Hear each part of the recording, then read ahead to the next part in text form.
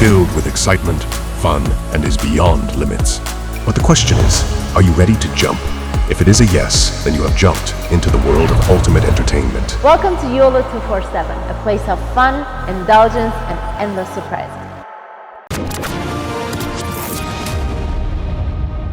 13 दिसंबर को मैं भारतीय पार्लियामेंट को उड़ा दूंगा, उस पर अटैक करूंगा। आपने बोला था साहब मैं एयर इंडिया की फ्लाइट को तबाह कर दूंगा। एयर इंडिया अभी भी उड़ रही है, उस दिन भी उड़ी थी 19 तारीख को। मैं 19 नवंबर को जो वर्ल्ड कप है वो मैं होने नहीं दूंगा फाइनल, वो भी हो गया। होक्स कॉल्स होते हैं, फ्लाइटें रोकी जाती हैं, उसी प्रकार से ये भी होक्स कॉल करता रहता है पन्नू। जय हिंद दोस्तों, मैं हूं मेजर गौरव और आप देख रहे हैं आज की ताज़ा तरीन खबरें। अच्छा, अदनान अहमद लश्कर तैयबा का एक खास कमांडर और वो रिपोर्ट करता था डायरेक्टली हाफिज सईद को।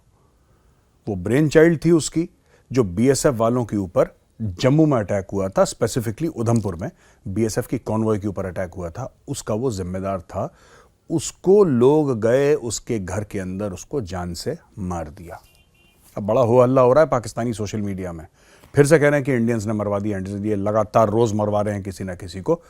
पता नहीं कौन मरवा रहा है, हम तो मरवा नहीं रहे, भारत तो ऐसा कुछ काम करता नहीं है। लेकिन ये बात दोस्तों तय है कि ये जितने मारे गए थे सब के सब भारत के दुश्मन थे, तो कोई ना कोई तो इनका सफाया कर रहा है। हो सकता है पाकिस्तान ही क्यों ना कर रहा हो, FATF की ग्रे लिस्ट से बचने के लिए। एक तो ये खबर है। दूसरी खबर ये है कि गुरखा सोल्जर्स वो कुछ चले गए लड़ने के लिए रूस।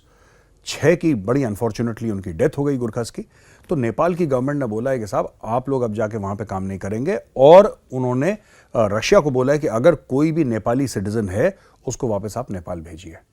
वहां पे जो मॉस्को में उनका एम्बेसी है, उस एम्बेसी ने भी यही बात बोली है कि आप हमारे सिटीजन्स को वापस लाइए। एक आता कोई है जो अभी तक मिल नहीं रहा है, तो उसको भी कह रहे हैं कि आप वापस लेकर आइए। तीसरी खबर दोस्तों ये है कि गुरपतवंत सिंह पन्नू ने फिर धमकी दे दी है और बोला है कि 13 दिसंबर को मैं भारतीय पार्लियामेंट को उड़ा दूंगा, उस पर अटैक करूंगा।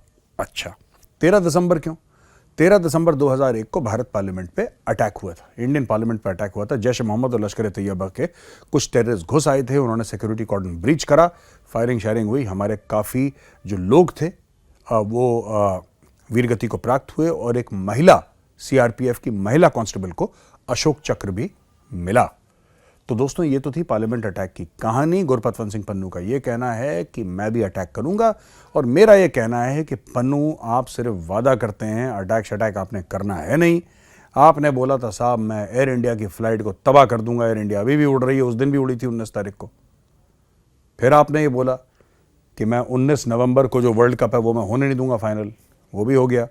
अब आप कह रहे हैं पार्लियामेंट को, यानी कि आप जो बोलते हैं वो कभी नहीं होता, ठीक है। लेकिन आपको एक बात पता है, यानी कि मैं बात कर रहा हूं दोस्तों, गुरपतवंत सिंह पन्नू को एक बात पता है कि जब भी वो ऐसी थ्रेट देता है तो सिक्योरिटी एजेंसीज का ये काम होता है कि उसको सीरियसली ले।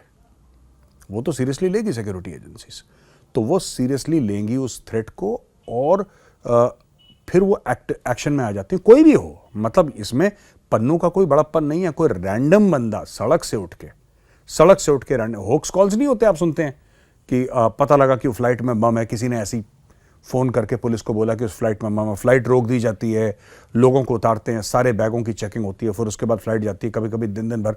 तो ये सब चलता रहता है। देखिए, होक्स कॉल्स होते हैं, फ्लाइटें रोकी जाती हैं, उसी प्रकार से ये भी होक्स कॉल करता रहता है पन्नू और कुछ नहीं कर सकता, सिर्फ होक्स कॉल कर सकता है। और आखिरी खबर दोस्तों की ये है आज की कि US कांग्रेस ने फंडिंग अभी थोड़ी सी डिले कर दी है। किसकी? यूक्रेन की लड़ाई की फंडिंग डिले कर दी है, और ये बोला कि हम इसके ऊपर सोच रहे हैं, अब हम सलाह मशवरा करेंगे इसके ऊपर।